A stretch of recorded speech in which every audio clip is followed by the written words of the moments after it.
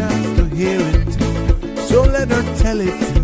People on the streets say Sabrina speaks. Tune into the show, she will let you know. Tell all your friends and family.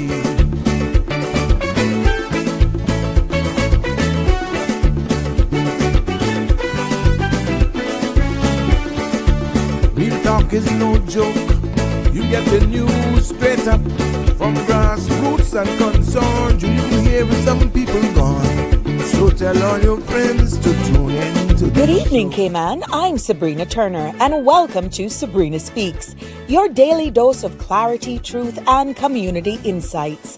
Every weekday from 5 to 6:30 p.m., we're tackling the issues that affect you, from national headlines to grassroots concerns. Whether you're in traffic or winding down your day, this is your chance to hear it straight and speak your truth. So buckle up, Cayman. We're not holding back. This is the show. We gotta let you know. Now we got to go.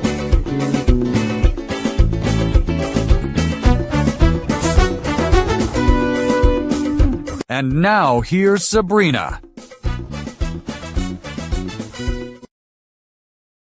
Well, good afternoon, everyone. Welcome, one and all. My mic is on. Yeah, the camera is working. And I'm right here, ready for another episode of Sabrina Speaks. Yes, we're Voices of the Islands, conversations for the world, the podcast where voices rise, stories unfold, and inspiration takes center stage. Wherever you're streaming us from this evening here in the Cayman Islands, maybe morning, good night, good evening. Haha. You know what? We're sending you warm tropical greetings here from the beautiful Cayman Islands. I am your host, Sabrina, and it's good to be back with you. Now, we've got what I'm expecting to be a vibrant show lineup today, as they usually always are. And we're hoping to be filled with energy and community pride as well. And we're going to hear some Caymanian voices because, yes, in a certain section, we're going to open the mic as we continue with our summer edition open mic segment here. But for the first half, after the news and weather update, we're going to be kicking things off with an exciting interview ahead of the Academy Sports Club Preseason Showdown that's, getting ready for tomorrow's action on the pitch. And I know that the excitement is definitely building for that, for all of you football fans and lovers out there. I am a new kid on the block when it comes to that, but yeah, I will be attending the matches as well. So yeah, who to tell? I may see you guys out there.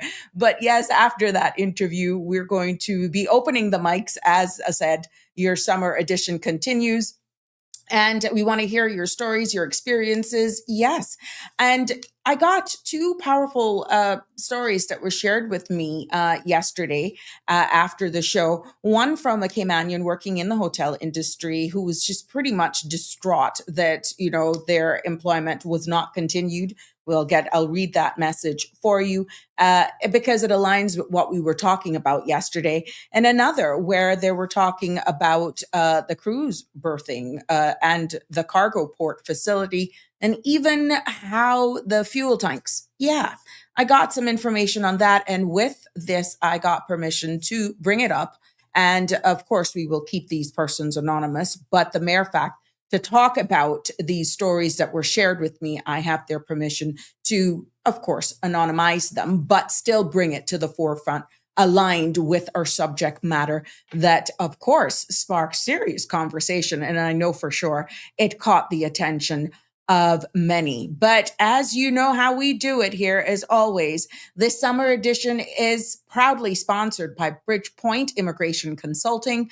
Appointment only for services, yes, professional guidance, and the bridge that help you move confidently into your next chapter. So please, should you need navigation, immigration advice, consultancies, not just limited to what's here, please send them a WhatsApp 938-1337 or feel free to email them at bridgepoint.imm@gmail.com. And we want to thank them for their kind sponsorship as well. Also, please note that the views expressed by callers, guests, and online commenters are their own and not those of Bridge Media Limited, its affiliates, the Sabrina Speak Show, or the host.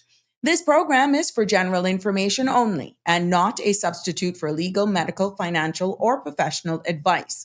All participants are reminded to speak responsibly and respectfully. Any content that is defamatory, discriminatory, unlawful, or harmful is strictly prohibited and will not be endorsed or tolerated. Now, however you're listening, viewing, watching us, it's the same thing. Your participation implies acceptance of this disclaimer.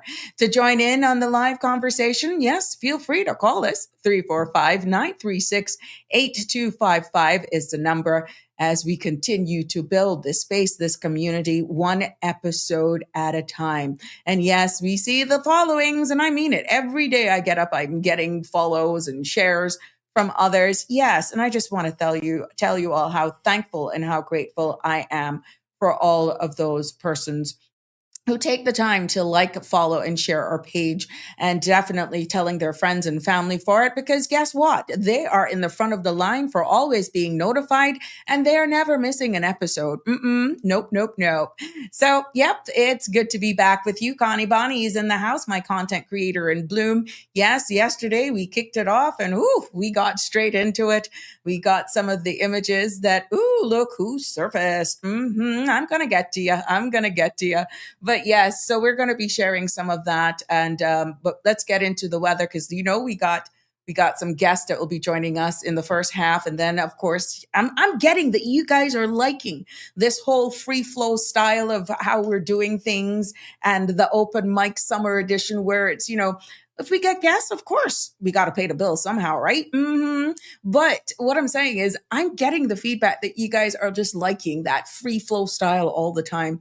Of course, we will have some topics because I got to have content, but I thank you for your feedback, and definitely we will play with it here, and it's your platform. But yeah, we love hearing from you nevertheless. Let's see what's going on with the weather. I heard some rumbling just before I entered the studio here, but don't leave it up to me and the old ways of being taught and raised up by a seaman. Let's hear what the experts of the Cayman Islands National Weather Service has in the forecast for tonight and into tomorrow. Compliments of the Cayman Islands National Weather Service, the forecast for tonight and into tomorrow is calling for, yes, showers with the possibility of thunder are expected this evening due to lingering moisture. Now, thereafter, shower activity will decrease overnight with only a low chance of few brief showers and isolated thunderstorms as drier air associated with a plume of Saharan dust drifts over the Cayman Islands. Now, moderate winds and seas are forecasted through the period. For that, the forecast for tonight is calling for partly cloudy skies with haze and a 30% chance of overnight showers with possible thunder. Temperatures will fall near the low to mid 80s, and winds will be east to northeast 10 to 15 knots. Seas will be moderate with wave heights of 3 to 5 feet. Tomorrow, there is calling for partly cloudy skies with a slight haze and a 30% chance of showers. Temperatures will rise near the low to mid 90s with a heat index of 109 degrees Fahrenheit. Now, winds will be east to northeast 10 to 15 knots, and seas will be moderate with wave heights of 3 to 5 feet. There will be a high tide this evening at 9:04, a low tide at 3:19 tomorrow morning, and another high is expected at 9:01 a.m. The sun will set this evening at 6:54, and sun will rise tomorrow morning at 6:06. And for that, the outlook is calling for, dust and more dust. Saharan dust haze will be expected and be embedded within the atmosphere through Thursday, creating a dry environment, and increase in chance of showers is forecasted for Thursday night, mainly across the sister islands as a tropical wave drifts into the Northwest Caribbean. Want to thank our friends over there at the Cayman Islands National Weather Service. Now you can plan all of your events, but please, please, please exercise caution. Exercise caution when outdoors with this darn Saharan dust. And oh gosh, I'm just dying for the days where we just really get a good shower of rain. As much as I'm scared of frogs, yeah, because it brings them out, I am really looking forward for an evening, a night, a good day of some really good showers of rain. Now let's take it over and see what's making our news headlines here for this evening before we go out and say our shout outs to all of you who are taking your time and just coming right in. Yeah, I see you. Let's see what's making local headlines here this evening on the Sabrina Speaks show. Premier Andre Ebanks is in Columbus, Ohio this week, leading the Cayman Islands delegation to the NAIC 2026 Summer National Meeting. Now, the visit strengthens Cayman's engagement with United States insurance and reinsurance regulators and reinforces confidence in the jurisdiction's regulatory framework. The Premier will advance discussions on Cayman's application for qualified jurisdiction status, supported by Parliamentary Secretary Julie Hunter, senior government advisors, and SEMA representatives. Now, Acting Premier Nicholas Acosta and other acting ministers are overseeing responsibility during this visit. The Ministry of Tourism Trade Development has appointed GFA consulting groups to develop the Cayman Islands' first comprehensive trade development framework. Now, the 12-month project will be led by Prevail and Associates, bringing regional expertise in trade, economics, legal framework, and stakeholder engagement. Now, the consultants will review Cayman's trade landscape, analyze import costs, and identify opportunities to strengthen supply chains and reduce the cost of living. An interim report is expected within 6 months, following by a draft and final framework. Government says the initiative is a key step towards long-term economic resilience. In other news, making headlines, local headlines today, we see where the Cayman Islands has published its first national cancer policy, creating a national framework to strengthen cancer prevention, screening, and early detection across the islands. Now, the policy standardized screening for bowel, cervical, and female breast cancers, outlining recommended ages, testing methods, and intervals. It adopts the UK NICE guidelines to support consistent, evidence-based clinical pathways. Now, government official says the policy marks a major step towards improving outcomes and building a proactive, patient-centered health system. Work is also on the way on a cancer registry bill with public consultation to follow. The National Trust of the Cayman Islands has broken ground on a new blue iguana conservation office and laboratory at the Queen Elizabeth II Botanic Park. Now, the 1,200 square foot building, designed as a replica of a traditional Caymanian home, will house a medical lab, research facilities, incubators, an education room, and collection space. Now, the project marks a major milestone for the 36-year-old conservation program, enhancing care for the endangered blue iguana and expanding hands-on learning opportunities for students and interns working with this iconic Cayman species. As we turn our attention over into our regional headlines making the Sabrina Speaks news for today, we start with Jamaica. Water Minister Matthew Samuda is warning that anyone who breaches Jamaica's newly announced water prohibition orders could face fines of up to $1.5 million. The orders were introduced as part of an emergency measures to manage ongoing drought conditions and protect the country's limited water resources. Now, Samuda says strict enforcements will follow, noting that penalties are intended to deter misuse and ensure compliance as authorities work to stabilize supply across affected communities. The Duke of Sussex U.S. visa application, OMG, is facing renewed scrutiny after his memoir, Spare, including admissions of past drug use. Now, the disclosure have prompted questions from U.S. lawmakers about whether standard immigration procedures were followed and whether applicants who admitted to drug use would receive additional vetting. Officials have not confirmed any details of Prince Harry's immigration file, citing privacy laws, but discussions continue over how much cases are assessed under existing U.S. visa rules. And we go to Barbados because Rihanna is sharing a full circle moment from Barbados, reflecting on her journey from growing up in Westbury to returning to the street now named in her honor. Now, the superstar posted photos of herself with her children at Rihanna Drive, writing that one moment she feels like a kid she once was, and the next brings her own children back to the place that celebrates her legacy, calling the experience trippy. She credited her success to her faith, saying the glory will always belong to the Almighty Creator. Yes. And England is on track to becoming one of the first countries in the world to eliminate hepatitis C. According to new health figures, the virus, which can cause serious, sometimes fatal liver disease, has been declining sharply due to expanded testing and early treatment and targeted outreach to high-risk groups. Now, health officials says the continued progress could see England meet its elimination goal ahead of international timelines, marking a major public health milestone. Congratulations to them on that. And yes, for all of those persons who love to watch the skies, sky watchers could be in for a rare celestial treat on Wednesday. Yes, with 3 major cosmic events lining up for those in the right locations, though.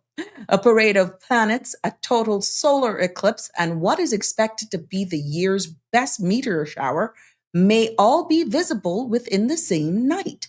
While visibility will depend on geography and weather conditions, astronomers says that the overlap of these phenomena is unusual, offering a potentially spectacular night for anyone able to catch even one of the displays. So that's the path for the full solar eclipse of 100%, 90, and 80. This is more over the UK. So for all of my British people, European people, you're going to get a front row seat. Please make sure you take advantage of it. Here in the Caribbean, we don't look like we're going to be too lucky for this one. Well, we see where the markets close mostly lower today as rising oil prices and geopolitical uncertainty pressured investor sentiment. In the US, the Dow and S&P 500 and Nasdaq all slipped, while Europe ended mixed with slight gains on the DAX and in declines in the FTSE. Now, Asian markets were divided, with Japan's Nikkei surging while Hong Kong's Hang Seng fell. Oil continues its climb, with Brent nearing $89 per barrel amid supply concerns. Now, there you have it. That concludes our news and market closings for today. Yes, right here on the Sabrina Speaks. As we see you all, it is good to have you. Hey, Harry. Hi, Connie, Bonnie. How you doing? Hope everyone is having a great afternoon, and I'm loving the fact that we're doing wonders with time here as we are going. For those who are just joining us, we are going to be having some guests as we kick off the preseason games. Yes, Academy Sports Club. We're going to have some representatives from them joining us this evening, and exciting about a match that's going to be taking place tomorrow, and another definitely on Saturday. Now, are you going to go in? Well, you know what? You got to stay tuned to hear more about this.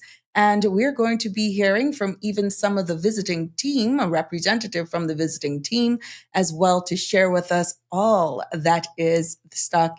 Actually, the excitement is building. Yep, we're going to bring that same vibe from World Cup. Oh, yeah. But it's that time as we continue with the celebratory section of celebrating birthdays today.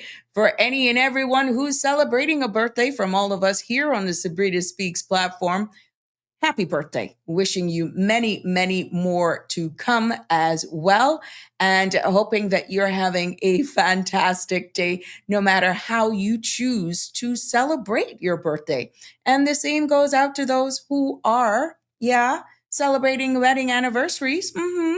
Happy anniversary. Wishing you all many, many more. Yep. And long, long standing, many more well wishes. I see you, wake up. Many, many more to come. Of course, there are those who are amongst this inner community as well that is not, smiling or joyful, or no, we're talking about those who are mourning the loss of a loved one. Or I just want you guys to know that our thoughts and prayers go out to you as well. As you navigate this time, we just want you to know that our thoughts and prayers are with you all during this, and you're not forgotten for sure. Now, I want to do and go straight into our community announcements to remind you that this Saturday, there will be a free school uniform alterations event that is going to be taking place East End and North Side local farmers market, and that's compliments of Friends and Needles. Yes, any alterations from for schools, you're being asked to bring your clean uniforms and children for fitting at the market. And for Friends and Needles will provide complimentary hemming and repairs, button replacements for East End Primary School, Northside, and Clifton Hunter High School students. Now, this will be extended during market hours. So this is complimentary, and we want to thank our friends there from Friends and Needles for putting on this event. And yeah, you're encouraged to do that. Also, this is the last Saturday, 15th of August, that the Prospect Primary School's uniform store will be open, and that's from 9 until 3. If you are one of those persons just getting back on island and or you just got to get, some people are just like that. You got to wait till you get the funds, right? Well, this Saturday, not to say that they will not be open, but I'm talking about Saturdays. This Saturday, August 15th, 9 until 3, the uniform store at Prospect Primary School will be open for those persons to get up their supplies for sure. I see my guests hovering in the back. Yeah, I'm going to bring you guys in a second. Just stay right there. So good to see you. But yep, there we have. So there you go. You put that marking in your calendars. And even though my content creators in Bloom, Connie Bonnie, is all the way in the UK, she is still dedicated to making sure that she sends us beautiful flowers of the day, hoping that this will put a smile on somebody's face. Thank you, my love, and I'm hoping that you're enjoying and having a fabulous time. Look who's in the house again and joining us today. The one, the only Harry. Hello to you, my sweet. And Carol. I can't say she's still the baddest, but Ashley, you the bomb. You the bomb, Ashley. Ashley is the one who's just given me some beautiful boho. Oh, yeah. Check out Slate down there by High Tech Electronics for your summer dues. You don't have to be going away on a cruise. Just always look fabulous, whether it's Carol, whether it's Ashley, and Stacy, the nail girl. I just name you girl. So if they come in there asking for Stacy, you just say, it's me. Yeah, go and check out Slate. Stacy is the nail girl, Ashley is the braid girl, and Carol, oh Lord, she's bad. She's bad. Miss Barbara G in the house as it's 5:24. We're going to get into our conversation at 5:30 with our guests and just building the excitement for the 2 matches that will be played here in the Cayman Islands starting tomorrow night and into Saturday as we welcome our guest. Barbara G, good evening to you as well, my sweet. It's so good to have you joining us. Live happy. Hi. That Caymanian home is gorgeous. I would like a home like that, isn't it? Isn't it gorgeous? But that's going to be a project at the park, the Botanic Park. Yeah, it is beautiful. It is beautiful. You're more than welcome, my sweet, and thank you. Miss Joy is in the house with us as well. Yes, yes, yes. Wake up, Cayman Islands. I am all set for the solar party tomorrow. Please wake up. 345-936-8255 is the number to call, or you can send me a WhatsApp of any pictures that you're able to capture. Anybody out there, Harry, I don't know how techno you are, but I know you can send me pictures. We saw the cat. If you get a glimpse of that eclipse or anything that's happening, yeah, send us some pictures tomorrow, please. Let's see what we can do with sharing right here on The Family, where you all are content creators in bloom. And so is Dawn at Green Valley Nursery, out there in Lower Valley, sharing with us some beauties. Look at these beauties.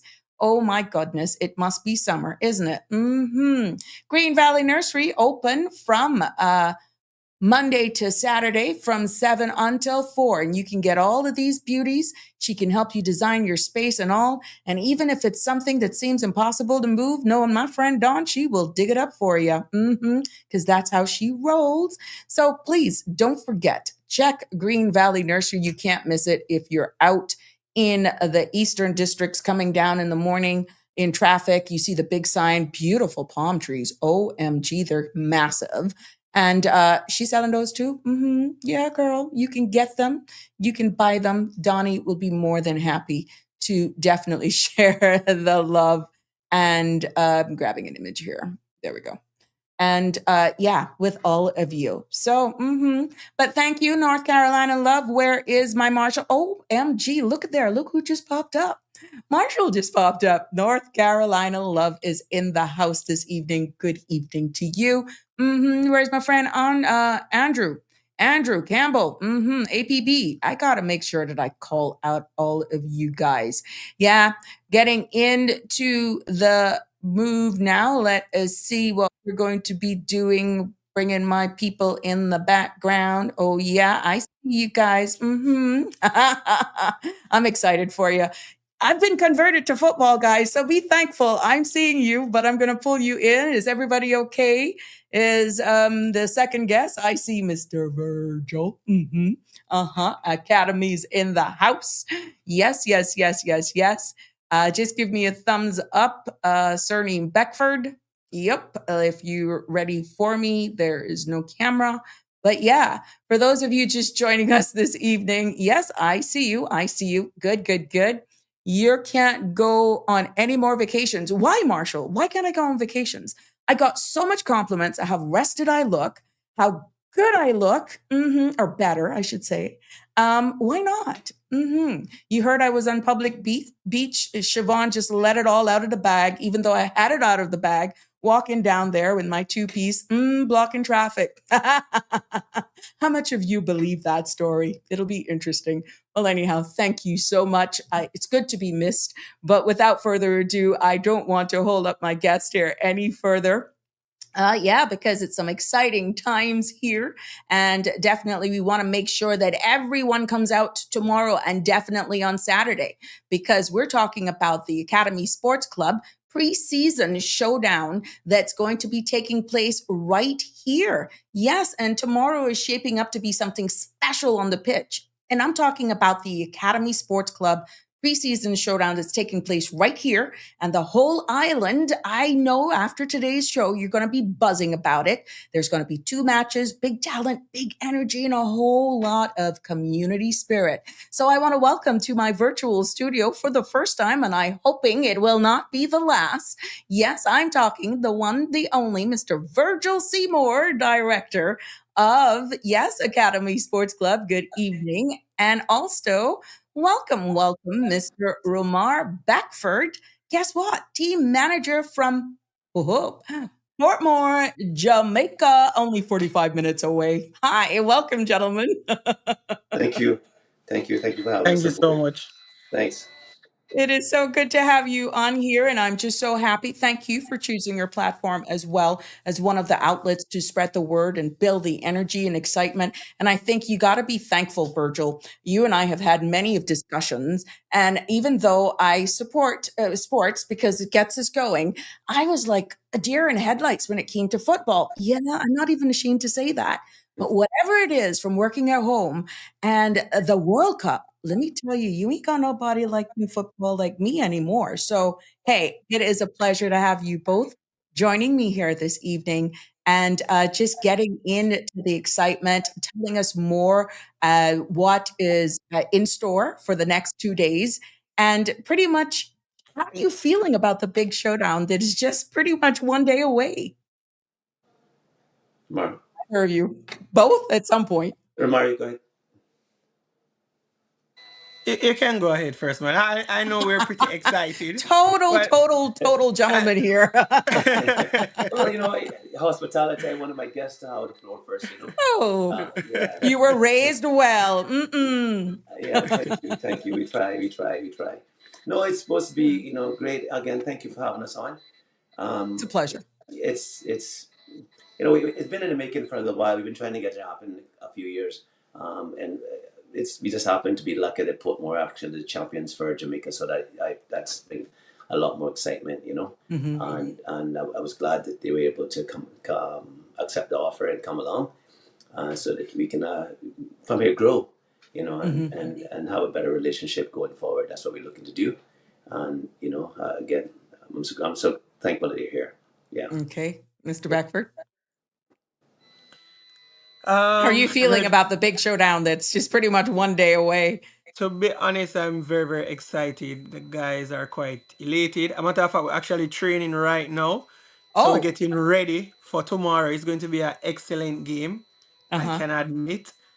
So people can just come out and just expect excitement, good football, and professionalism as usual. Because we are Right. the champions of Jamaica. So we're coming Ah. over here to see Well, what we there's a can lot do as more that we well. probably don't even know here in Cayman exactly why and what we're in store, what's in store. So yeah, that's a good thing. But you know what? Let's immerse ourselves a little bit more for anyone who hasn't heard the details yet. Give us a rundown of what's really starting or kicking off tomorrow. My guess. I'm Yeah, I live here. I want you Ah. to yeah. Well, as Tell you me. know, tomorrow is just fun, um, fan engagement, good football, and food as usual. So it's fun, fellowship, and food. I think Mm-hmm. that's the best way to say it. As we said before, we're the champions for Jamaica. We're actually just coming back from Trinidad, probably 2 days before we came here. And so, because we're in CONCACAF League, for those who don't know Oh. as well, the CONCACAF Caribbean Cup. Mm-hmm. And so we have a very wonderful team that's coming here, which is just good football people and all of Mm-hmm. that. So it will be a day of a lot of fun, excitement, and all those things. Okay. Now I have the flyer up here on the stage. In Academy, you're the host and the director, Mr. Virgil Seymour. Tell us what's Yeah, happening for you those. know, Yeah, I've been you know, pushing it as best as I can, but I don't think yeah, people really understand what you brought here.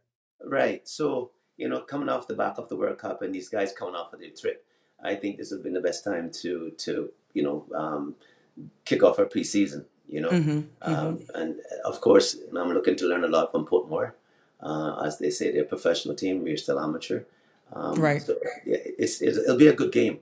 It'll be a Mm-hmm. good test for us to see our potential, where we are, playing a professional team. Yeah. Quality I see in the guys. Everybody looks fit, looks ready. Uh, Wow. that they've been training for a while.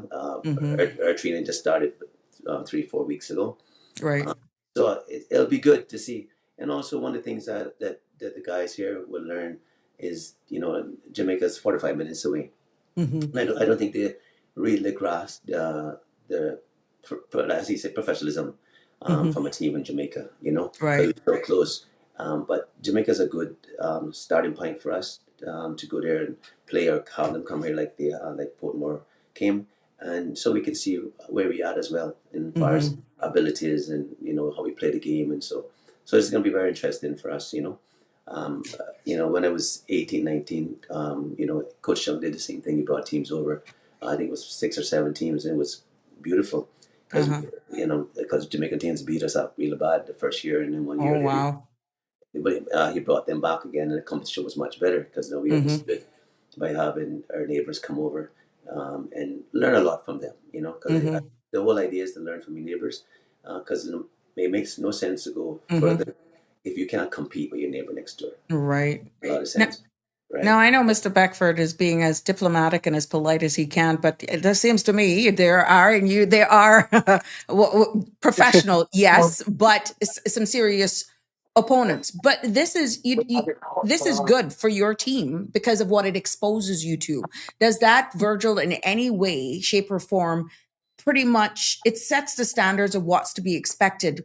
But how do you reassure your players not to be intimidated? It's the game, it's the sport. Yeah, one of the good things that I could say, a lot of the boys have been away to school, and so they've been Okay, a regime, and they're getting right, up in the morning, going to training, going back home, do their studies, go to school, right. repeat the same thing again in the evening. So they have a little, if you want to call it semi-pro Hmm. mindset, so they kind of have an idea what to be expecting from Portmore. Maybe not all in full force, but that's the excitement that I'm looking forward to. That when Yeah. we both are on the field, my guys now see the difference between the strength, the power, the speed, the way they think. Everything can be supposed to be more dynamic. That's Okay. what I'm really looking forward to Right. because So it's a win-win for both teams, right?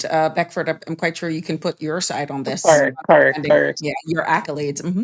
yeah, Yeah, man, it's definitely a win-win for both teams. Definitely the fact that we could even come to Cayman and have a training camp because our hosts were so gracious. Just want Hmm. to say, thank you for that. And so, yes, it is a win-win for both teams because our season actually starts on the 23rd, Hmm. right? As well as, so we have a very tight window to prepare because we've been traveling a lot. And so it will be a good game for both teams. That's right. mhm. Now, Virgil, we know that one thing Academy Sports Club is known for is community. This isn't just a match, and we don't want people to think, oh, it's just another match. This is an event. I am seeing here on the flyer that just screams excitement from food trucks to kids five-a-side, family fun. Why was it important to make this more than just football? The atmosphere that you're creating here, why was that so important to you? Yeah, we kind of lost that along the way somehow, and we got too busy. We competing with electronics and so on, right? Hmm. And before you just go next door and play in your neighbor's yard and so on, those things don't really exist that much anymore. So we're trying to create that in an environment where you can come, I guess, with your friends, no friends, and just Right. play football. And at the end of all of that, you will have new friends that play football. So I just Hmm. wanted, and food kind of brings a relationship. When you have food there, everybody eats, you go get a burger, fries, and you're there, and you start talking to people about what's happening, what's the surroundings about, and then Hmm. before you know it, you're joining the academy, of course, and and that's the whole idea is to bring back the community Yeah. that I grew up in, Yeah. right? Yeah. And the love for football, right? Exactly. And it No, just I love that. yeah, just come and play football. No structure to that. Just go play five-a-side. Have bunks and castles there. Just come and enjoy yourself while they have their Hmm. parents there watching the game. They can still, because back then that's how we go visit your friends and you take Hmm. your kids with you and they go play in the yard and have football. Hmm.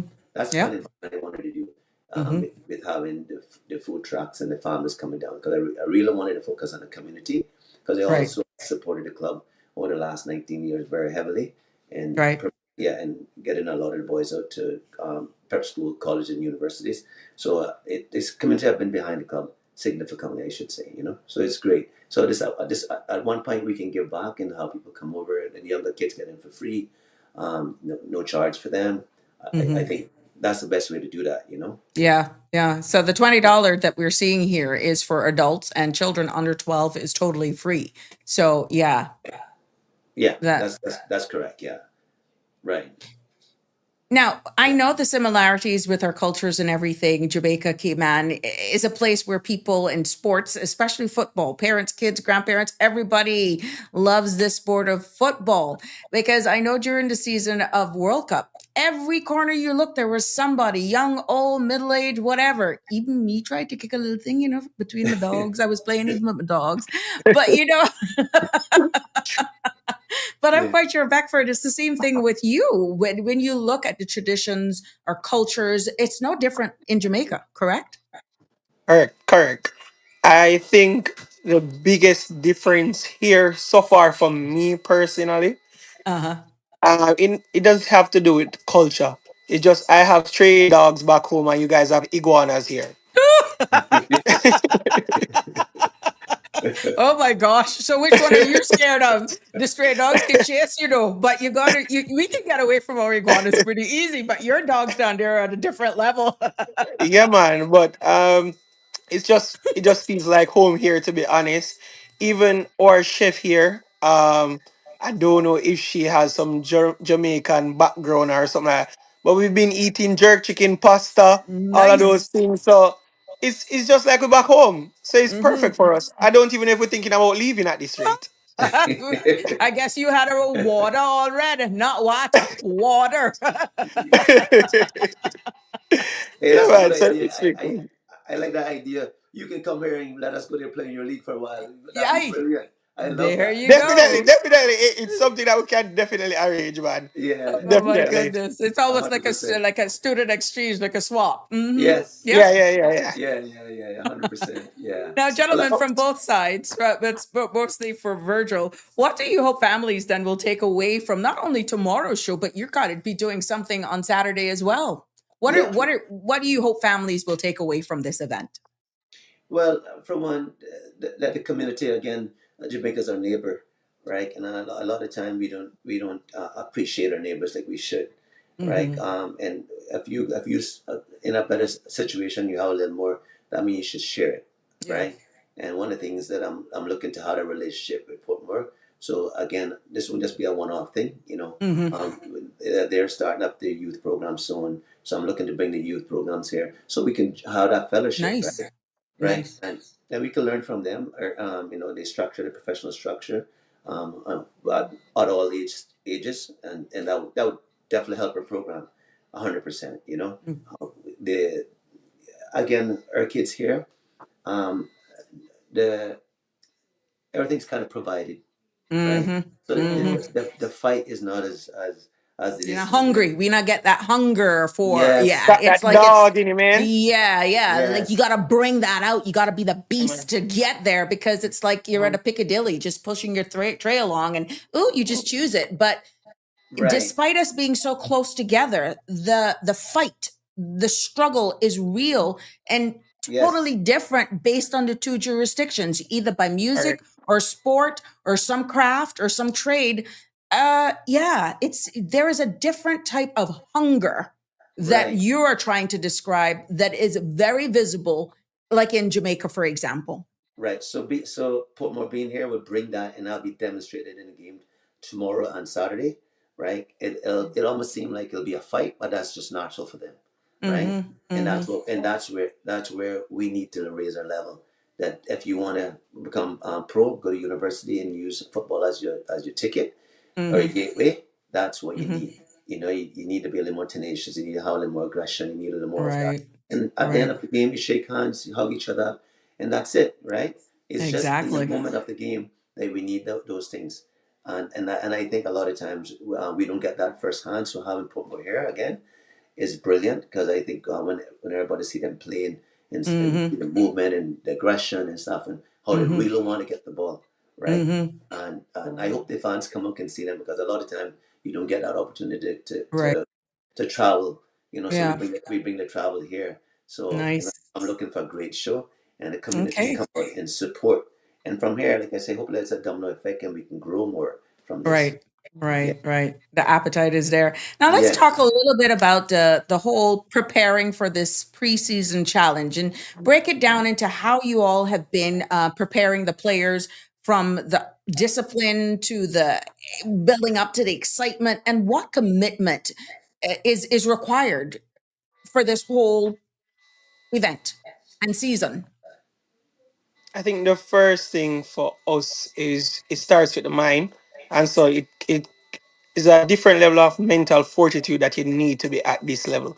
As Hmm. Virgin said earlier, it is exposure for everybody because we have some professionals in our team that has played all over Europe, in the Right. MLS in America, anywhere in England, and so it's different for some of our guys, right? And Mm-hmm. so it starts with the mind first, most of all, and so we have to get in their head because that's where everything starts. And Right. then in terms of fitness and all of that, well, I don't know about Virgil, but my guys train twice a day.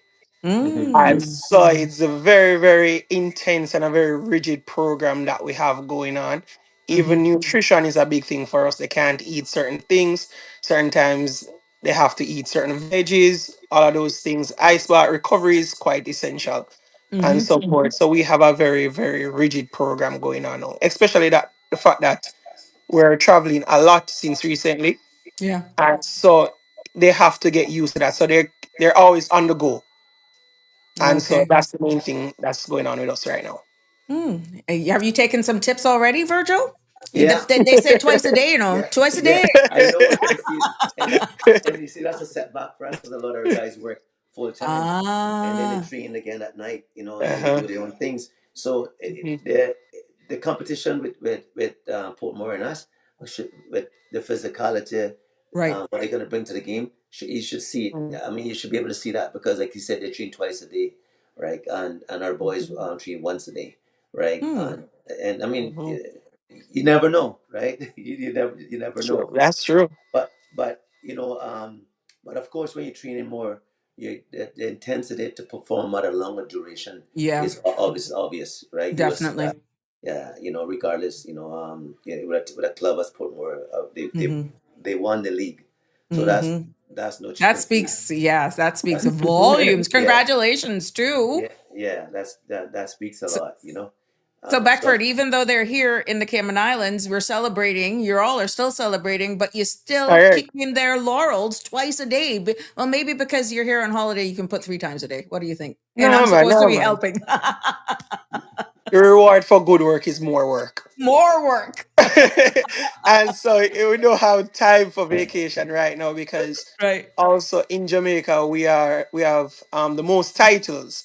And so we are 8-time champions. Apart Mm. everybody else have like 4 or 5 or 3 or 2. Mm-hmm. And so we have to keep that gap going. Right. Right. Right. And Right. so we don't have time for vacation, man. It's Gotcha. very, very intense. Gotcha. Now, yeah, any Mhm. players? Go ahead, Virgil. Sorry. no, I say, yeah, being at the top requires just that. It's not easy being at the top, Correct. Correct. be consistently staying at the top. It's not, Mm-hmm. yeah, it's Correct. not.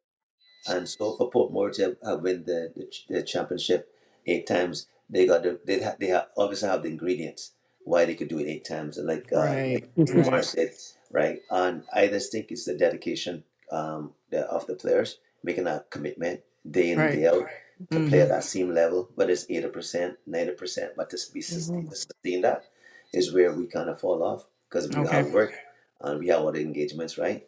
But that just show Mm-hmm. you if you get the right mix that anything is possible, right? Mm-hmm. Really. Yeah. And also being able to create that environment where nationally we can respect sports, Hmm. adequate funding is Mhm. given, recognize that some of these people don't have to be stressing out to go to work if you're going to dedicate to the sport.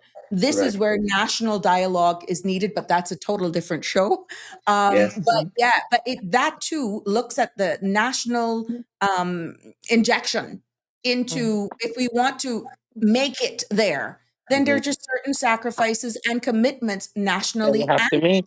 yes, Right. that the country and these individuals need to make. And Right. that is a wider discussion, I think, and Beckford, you would agree, that is lacking more regionally because of the power of the sport. Hmm. Agreed, Yeah. agreed. I can definitely agree with that.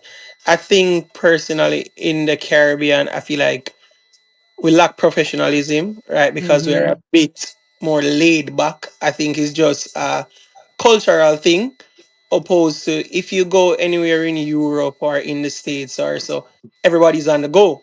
Mm-hmm. And Mm-hmm. so even in our sports and all of that, it affects us. And even when it comes to training and all that, you'll have people saying that "Ah, I don't want to train today, this and that, just because of culture.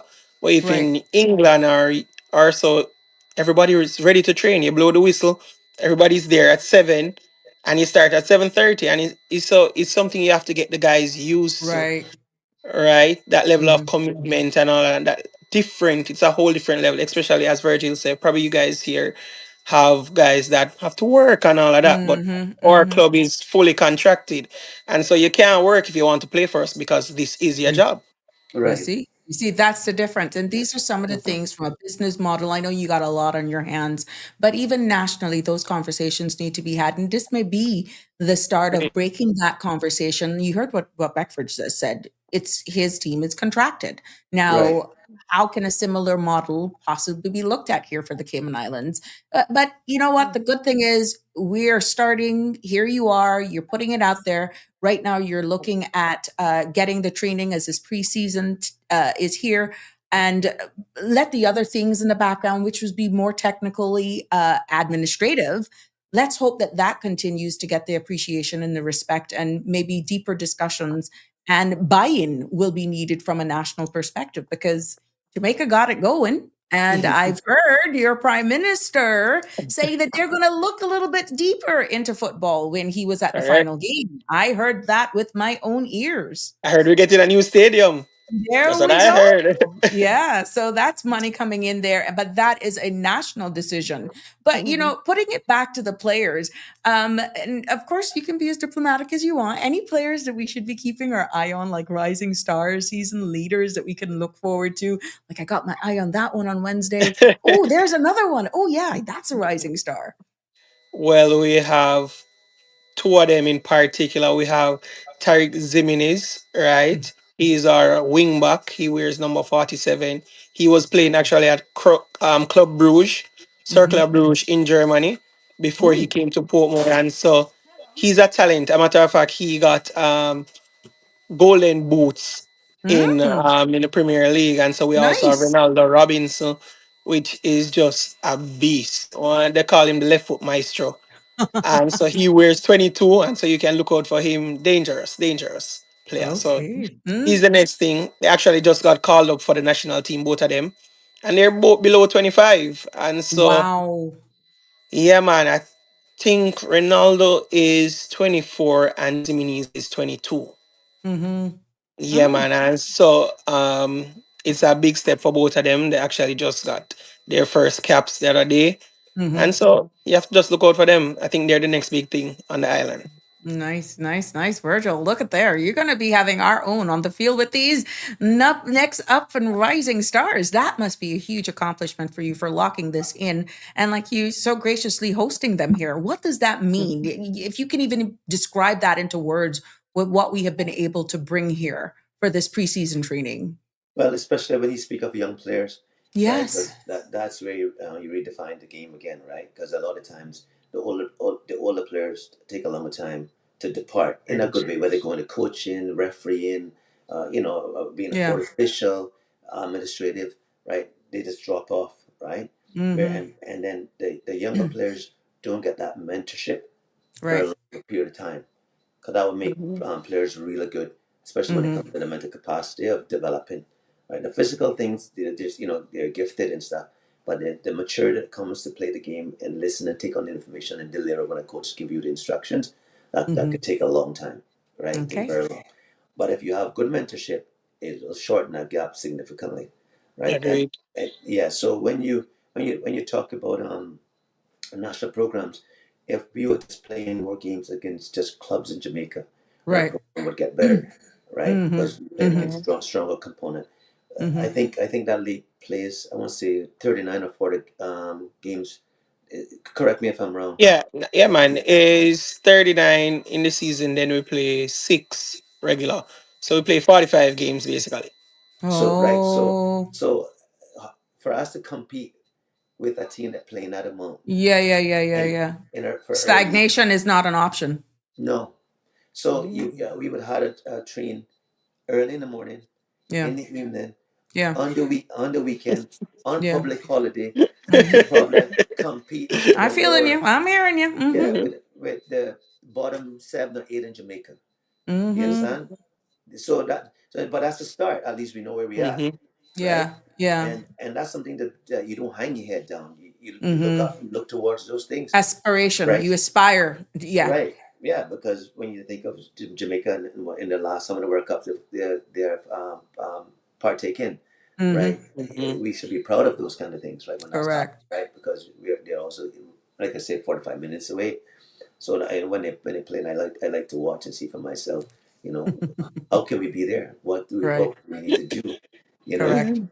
Yeah, so Yeah. yeah, so they're the things that when put more here, I'll take a close look. I'll have my drone, see what's going on, right, and learn some stuff, and share Yeah. those things over the months and years to come. Hopefully, we can do that relationship that we can get our boys maybe even going there for training camps and stuff like that. That's what I'm looking for. We haven't really discussed those things yet, but that's definitely in the making. And again, why not? They've been the champions for 8 seasons, so that's a good start for me. You know. There we go. Yeah. That says a lot. So pretty much for all of those persons getting excited and in for looking for a real treat, what kind of energy can we expect to be showcased on the pitch tomorrow and definitely on Saturday? I guess you can. I would say the best word to describe it would be flair. Right, there will be Okay. a lot of flair, especially it depends who has the ball. Right, Mm-hmm. if Ronaldo Robinson has this ball, then you're definitely expecting flair, Okay. right? And so it's going to be a good game, as I said before. It's going to be a very intense game as well. A lot of probably pushing, shoving, all of that. It's going to just be a game filled with energy. and that's Interesting. what and that's what I wanted to bring, right? And because it's so close proximity from the line to where the spectators are is only Right. 5 feet. Yeah. You know, Oh, so it so really is it's close. yes, Yeah. and so the spectators will be part of the game because with the flair, Yeah. the patriotic community from Jamaica, I love that because they're gonna help with that. They're gonna so the players will perform to the spectators, and Right. then that's what I want because I want that because that makes the game. I think a lot of Exactly. time, a lot of countries and clubs they take that out from the game, and the game Mm-hmm. True, looks very true. boring. And Mm-hmm. that's what I'm glad that you talked about number 22 and number 47. That's what I want. That's what Mm-hmm. spectators going to watch, right? They Mm-hmm. want they want to be a part of that and also in the game. So having 22 that, and 47. 22 and 47. yes, Beckford, I go hold you to it. I know. I go hold you to it. I go hold you yes, to it. yeah, Gentlemen, Virgil, can you explain to me what this image is? Tell us what we're seeing here on this day on the screen. This is a yes. picture. Mm-hmm. Yes, that's when our president, Mr. Ronald Moxon, received our host, our guests, Portmore on Saturday when they came in. Of Right. course, our beautiful Cayman Islands flag right above. That's Uh, right. yeah, so Mhm. it was great to have those guys come in. Yeah, so we were all excited about having them arrive, again, I can't wait to get started tomorrow, because we've been talking about this for a little while and trying to get it off the ground. And I want to say thanks to the sponsors that have contributed to make this happen as well at this point in time. Because without the sponsors, it would never happen. Exactly. Yes, Yes. yes, So for those persons just tuning in, you're in tune to Sabrina Speaks, and yes, something big is happening on a pitch. Yes, if you're still having the withdrawals of oh my gosh, the football season is over, World Cup is over. Look, we can revive that because Academy Sports Club is having their preseason showdown that kicks off tomorrow. Now, admission is just $20 for adults with children under 12 years of age. Is totally free. Now, this is a perfect family. 2 evenings out. Plus, we've got amazing sponsors. Again, without them, this would not be possible. We're talking about the Reef Beach Resort, Fabrizone Cleaning Professionals, and Stingray Media. And always great, to have these commercial and business supporting events like this. So there's got to be lots in store for the kids and definitely lots to take away, a win-win for both teams. But we want you to come out and show your community spirit, the love for football, and who to tell. You never can tell who's in the audience. Mhm. So that's the big idea. That's the big push for tomorrow, and definitely on Saturday. Gentlemen, what would you like to hammer home to those persons this evening before we wind up the conversation here? well, I definitely. Sorry, go ahead. Sorry. Now, I'd say definitely come out. It's going to be great. Food, fun, entertainment. It's going to definitely be great. Right. I I hear agree. Beckford calling this food. Virgil, what are you feeding him? I'm not just convinced that this is no blooming jerk chicken pasta. He constantly repeats food. Well, Food is what is wonderful, man. he? The food is Well, wonderful, man. I am glad because, like I said, it revolves around food, so that's good. That means he'll Okay, come because I'm back picking again, up how often he has said food. right? And so I'm taking my hat off to Sabrina. She's doing a or Samantha, sorry. Uh-huh. She's doing a fantastic job. Then if he's on a repetitive basis saying the food, the food, the food, the food, so that's great. Okay. Yes, yes. But yeah, I second what he said. I I want the families to come out. I want the Jamaican supporters to come out. I know they love the football. I'm trying to get our local people to feel the same way. So Mhm. I've also invited all the old players that I used to watch back in the day. Mm. So I asked them to come out. I want them to come. Um, they they should be there at almost any game, Mm-hmm, right? mm-hmm, Because mm-hmm. without those guys, we would never have enjoyed football, and they made it Right. so wonderful to go watch. Well, back in the day, Saturdays and Mm-hmm. Sundays, there was no lights, and you were there, from 3 o'clock till 7 o'clock, whatever the two games that you go to watch, right? So yeah, so I wanted to invite them and let them see us play as well, and make them enjoy the environment as well, because we always forget about those guys that did all the hard work for us, Correct. Correct. right? Correct. So yeah, yeah. Well, So there you have it. Come out, Cayman. Come out, Jamaica. Come out wherever. We don't care. If you love football, we definitely want you there. Come out and show your support. Be a part of the action. Bring your kids, bring your friends, bring your energy. Let's pack that field for $20. Come on. Kids are free. Kids that are under 12. Let's go. I wonder where I can find one woman called Miss Joyce and do not respond. Yeah, I wonder if I can pull her out, if I can dig her out of some crevice. Yes. you just got here. You see, oh, thank you. You just let it rip. I gotta find her. I gotta find her. I gotta find her. Well, Yeah. gentlemen, it has been a pleasure. Thank you for joining us. I want to wish both teams best of luck, Mr. Beckford. It is a pleasure. I got asked if you getting in a turtle meat because now you talking about you don't want to go home. You talking you don't want to go home? OMG! But it has been a pleasure. Looking forward to seeing you all in person very soon. I will take in one. I can't guarantee both because, of course, of the show, but I'll definitely make you a guaranteed promise. I will be there on Saturday to see the final match for sure. But thank you so much. All best of luck, and it is a pleasure to have you on this platform.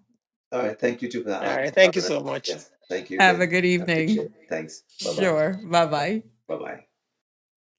There you have it, ladies and gentlemen. And just in case you just dropped it, jumping on the live, yes, we are. Let me just do this 1 second, do some behind the scenes cleanup here. Yes, we're talking about the preseason showdown that is brought to you by Academy Sports Club. Want to thank my sweet brother, Virgil. See, I told you, we got to bring her out. We got to make her wrap up those knees, them knees with Lennon Miss, and we're going to come out there. She could be one of the cheerleaders. She could be one of the cheerleaders with her pom poms. We're going to have Joyce Ann out there cheerleading on the sidelines. Oh, yes, we could do that. And what am I talking about? I'm talking about this preseason showdown.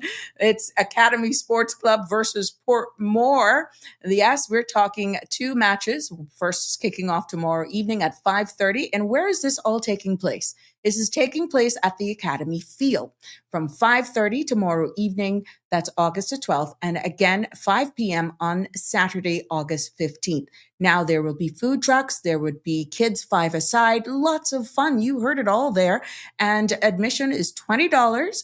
Children under 12 are free. And this would not be possible without the kind sponsorship of the Reef Beach Resort, Fabrizone, and Stingray Media. So looking forward to seeing you all out there as we say hello to the Portmore crew here and see what takeaways our very own Cayman team or Academy Sports Club can take away from these champions. They are. And congratulations to them. And I'm hoping that it works out well for both sides.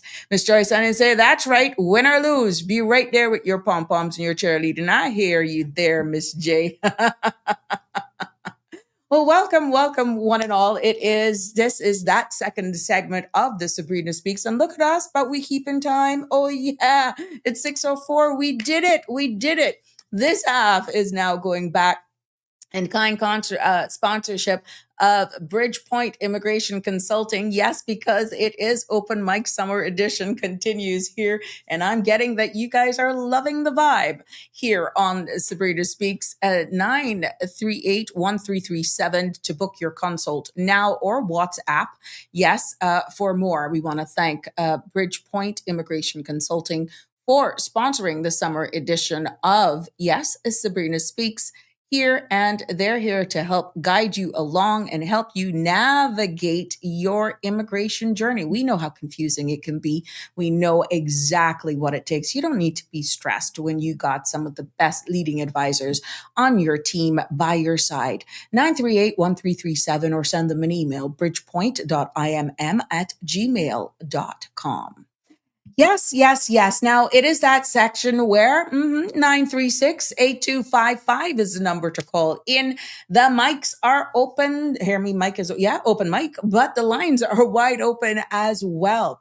And I wanted to share with you a message that was shared with me yesterday because, we were talking and we had some callers that called in and we're talking about some of the behaviors out on our port. And we know that it has gotten the attention and definitely the discussion was started about the cruise port and all of that sort of stuff. Well, after that show, I received correspondence from a listener and supporter of the Sabrina Speaks show, who we will keep anonymous.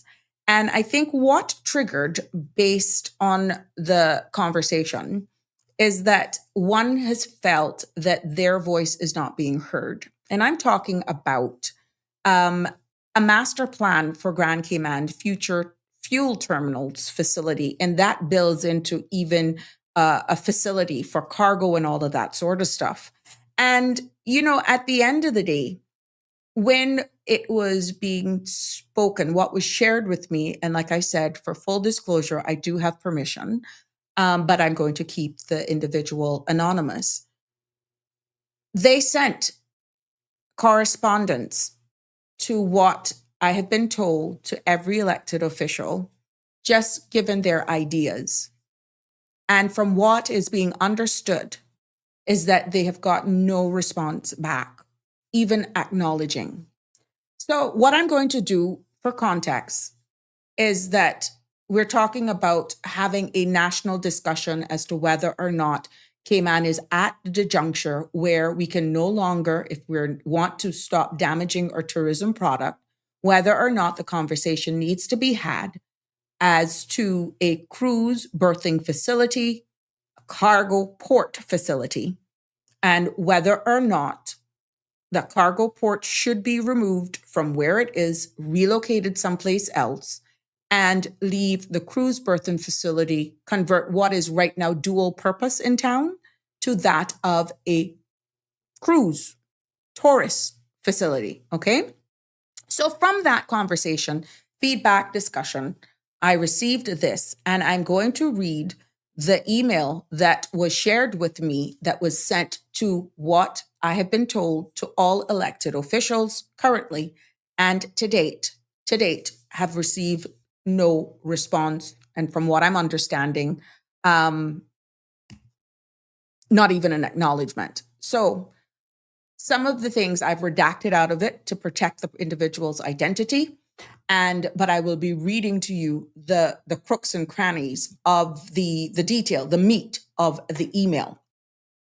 Now, in this email, providing context to all of the persons that the email was sent to, it stated that in 2020 of October, they had shared a master plan for Grand Cayman future fuel terminals facility.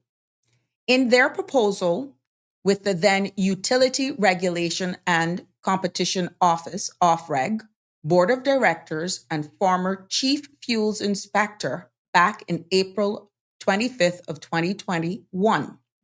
Now, at the time, the the author was advised that their proposal will not be needed within Grand Cayman.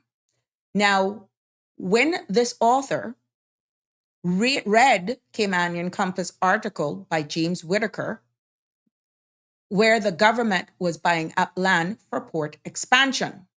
Now, government has over 5 acres of land zone, marine commercial, to be confirmed by planning department policy section, close brackets, owned parcels of land around the North Sound area and Grand Cayman near Scott Marine and Bacadere Marina, and the small dock used by local persons to go fishing in the North Sound are adjacent to the Bacadere Marina that can be confirmed by the Land Surveyor Department, and for the zone can be confirmed by the Department of Planning based on Development Plan of 1997 revision. In this author's humble opinion, the North Sound would be the ideal area for the new Cayman Islands Port of Authority cargo facility expansion, where no dredging will be required.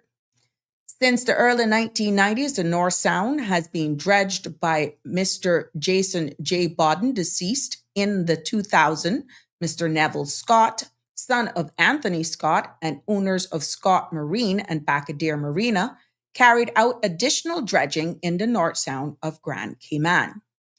In addition, no heavy industrial or coastal works should be considered in or country general commercial central business district to destroy the country's treasures that all comes to our country to see and enjoy daily to weekly and yearly.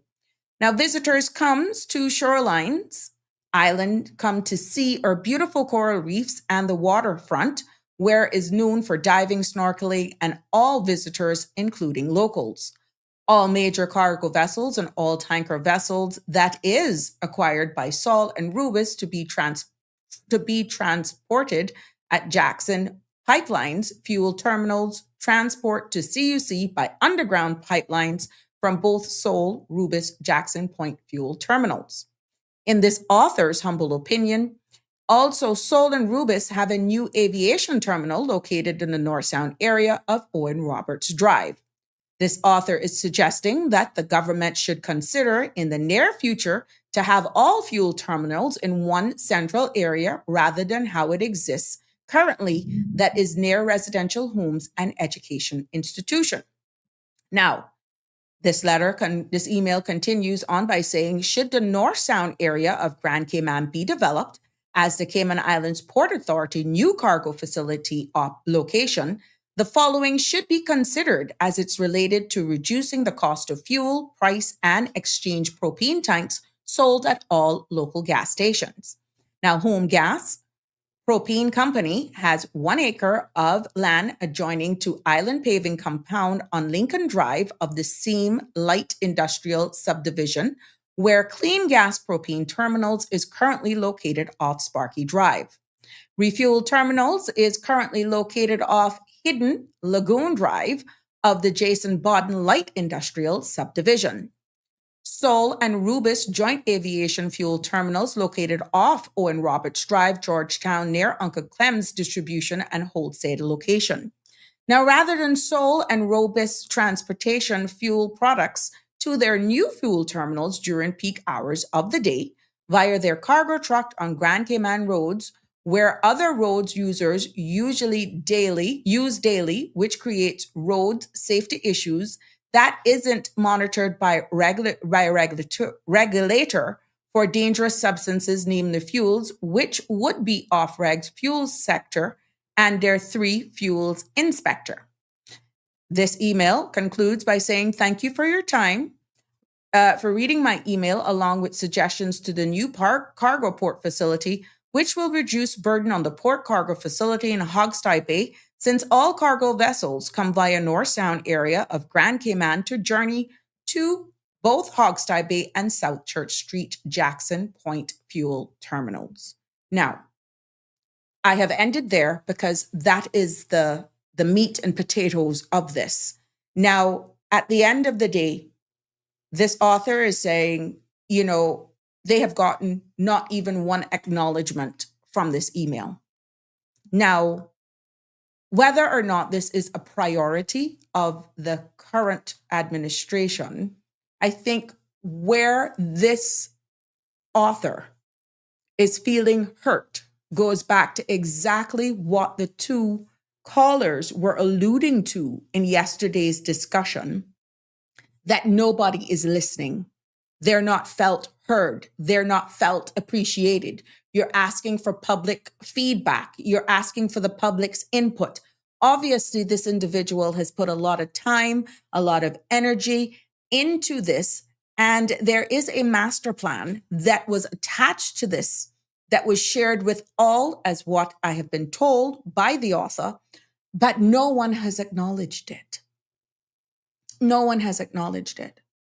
And my friends, I've shared that with you out of respect for the individual reaching out to me, because they're saying, at what point do we really show that what people have to contribute, what they have to offer, is valued by what I'm getting from this author, by those who have been there or elected to serve their people? So again, it goes back to the questions that I posed yesterday based on the conversations that ensued for land and sea tours, what has been observed, some of the breakdowns that has been shared, some of the blatant breach in laws, policies, lack thereof of enforcement. And here we have another story where they are felt as though they're just been completely ignored. What's your take on nationally if this was to become a very topical subject again? Whether or not we are at that crossroad, we're at a point in our country where the discussion needs to be had as to what we're going to do with cruise and cargo, or both. What is your take on it? The phone lines are open, 936-8255, and I can understand that it is obviously an apparent culture that persons are saying, Sabrina, we hear you. We know that you're sharing the information. You've created a platform for people to speak, but what's the sense? Well, yes, sometimes you do feel like that, like this individual is feeling. But is that enough to say you're not going to speak about it? Is that enough to say that we're no longer going to put the spotlight on these topics, these conversations? Now, it's one thing to say, well, here we are bringing up the cruise facility again, or the cargo facility, but only those who are supporting it are those who is out to gain. Okay, fine. I want us to extrapolate that part from it. I want us to look at the actual elephant in the room. We look at our tourism product. We look at other jurisdictions. We look at, yes, the marine. We look at our environment. We look at nature. But we also have to look at that as a balanced approach. So the question still is, are we at risk of damaging our tourism product, which is one of the key pillars of income for the Cayman Islands, if we don't have the true, honest conversation about this? Are we at risk of that? Forget the mega ships. Just deal with it. We see where ships of a certain size cannot even dock. For years on top of years, bad weather coming in, the silt and all of that sort of stuff, the sand has been washing up, that even based on certain load capacities on those boats that can actually make it into the dock, we're seeing where sometimes they're at risk with touching. This is what touching the bottom, because of the buildup that is already there over years. Of course, nature takes care of itself, right? But are we at that critical stage? We're not talking about dredging, even if it's still to tender. Are we at that stage where we are having this, we need to have this conversation? And if so, do you think what this author has put in writing to every elected arm is what is being told is something worth looking at? Now, of course, this is not patent. or patented. This is just suggestion from a concerned Caymanian who have some insight, who have done their research. And I'm quite sure there's information in there of works that predates this administration and many more prior to this administration. But the fact still remains is that persons have shown an interest, have taken the time to compose an email with an attachment. They're felt let down. How many of you are feeling that way? How many of you are feeling that you're not valued, you're not being heard, and that you feel like you're a nag when you're asked to participate and you do make the move to try and contribute and to offer your suggestions, and this is what happens. 936-8255. Feel free to call in. Feel free to drop a WhatsApp. Good evening, Andrew. It's good to have you here with us. Hope you're doing well. So I just wanted to share that. That was one of two things that was shared with me yesterday evening as a spin-off based on the conversations that were being had.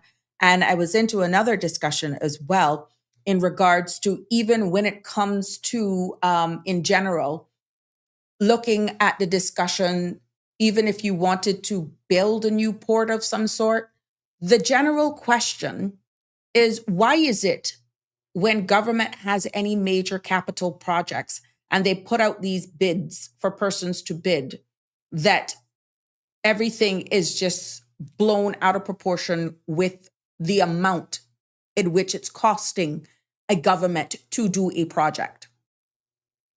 Many of times, and this is a discussion that I was having with another individual who were saying, well, Sabrina, it's not making sense. Why does it have to cost so much money when government puts out a bid or for tender and the bids come back that, for example, something, let's say a shed, a beach hut, would normally cost, I don't know, I'm just pulling numbers from the air, right? Should normally cost with material and labor, let's say based on the size, 25, 30,000. Okay, to construct. Of course, building materials are going up, but we're talking about a shed, a hut, cabana. Why is it when then the government then puts out a tender that the same cost, because it's government asking for it to be done, of what should be, example, 30,000, then comes back 100 to 200,000 just because it's government? That's just one example. And even though many persons who have seen these things have questioned, well, why is it so much? Is it only because it's government that, oh, well, you know, the government has money and that's a norm? Is that right? Is it right? And these are the things and the practices that people are seeing, but it's almost like you're playing a blind eye to it. And what I'm getting is that some of the drawbacks and holdbacks is just because, not saying that we don't need a facility, be it cargo, cruise, or both, but some of the biggest drawbacks based on discussions that I've been hearing, and they started surfacing again overnight and this morning, only because of yesterday's discussion. And I know that a lot of you tune in afterwards because I could see based on the comments and the calls and the messages that I was getting.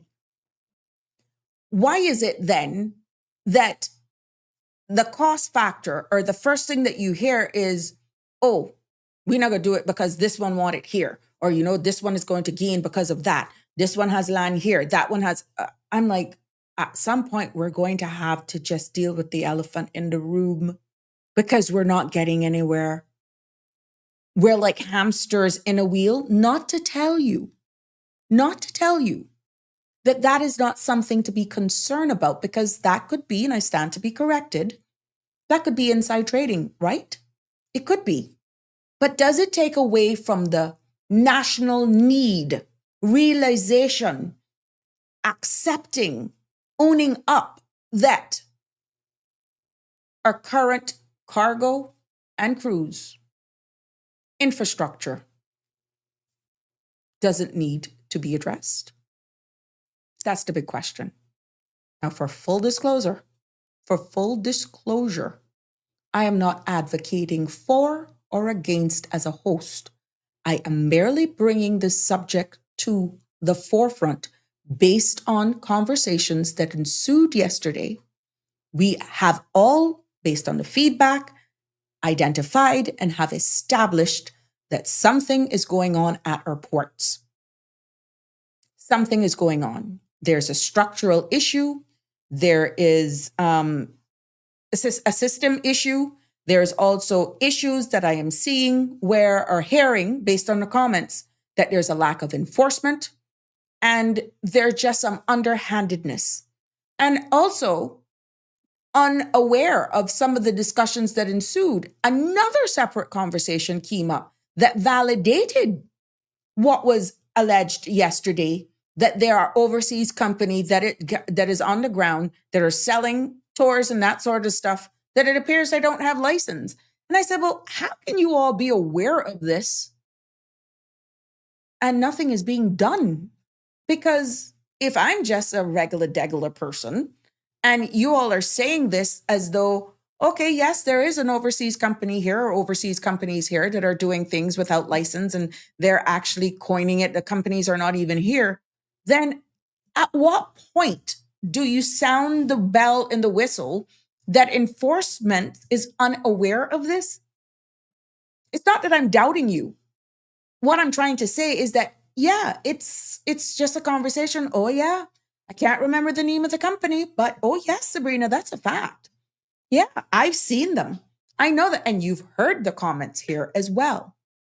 So really, what is happening with the enforcement arm of what's happening out there? Are there any breaches? Are there any businesses operating without a trade and business license? Are there any licenses that have already been issued that are in contravention, that are outside of the conditions of their license? Well, how are you going to know if they're not caught? How are you going to know? Lisa Brightly is with us this evening and is joining in and commenting on this. She's saying, good evening, Sabrina. Thank you for sharing this valuable information regarding the cargo port. Yes, that, what I read, just in case some of you are joining me midstream, is an email that was shared with me. And that said email that I've only read the meats and potatoes of it to anonymize the composer.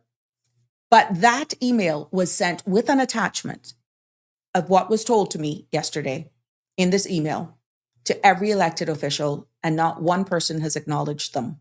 So with their permission, I was able to read that to you because it aligned with the conversation yesterday.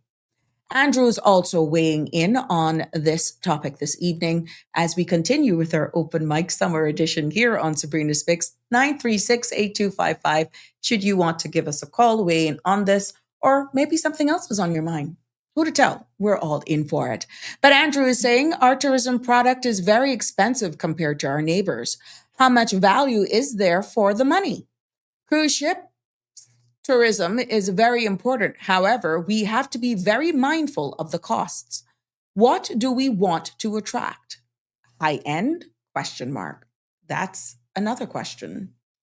And we can expand those questions a little bit more as well, Andrew. Are we then into the business? And I did an episode of this on the Sabrina Speaks before. Are we then going to change our model to be more for stayover tourists, where the persons would have a slower pace, longer time, improve our offerings, that sort of stuff, maybe looking at more going east because people are not rushed for being in port, let's say, for 6 hours, 4 hours, some a little less. And then based on the fact that it's tendering, you know that sometimes getting back on the cruise ship or getting off could even be hampered a little bit more. So, Andrew, very good questions to ask and to put out there. But really, who are and what type of product are we actually preparing for? And that has to be a balance because now we're seeing everyone is quite capable of traveling. And especially with the different cruise lines and price points, yeah, it's a fair question to ask.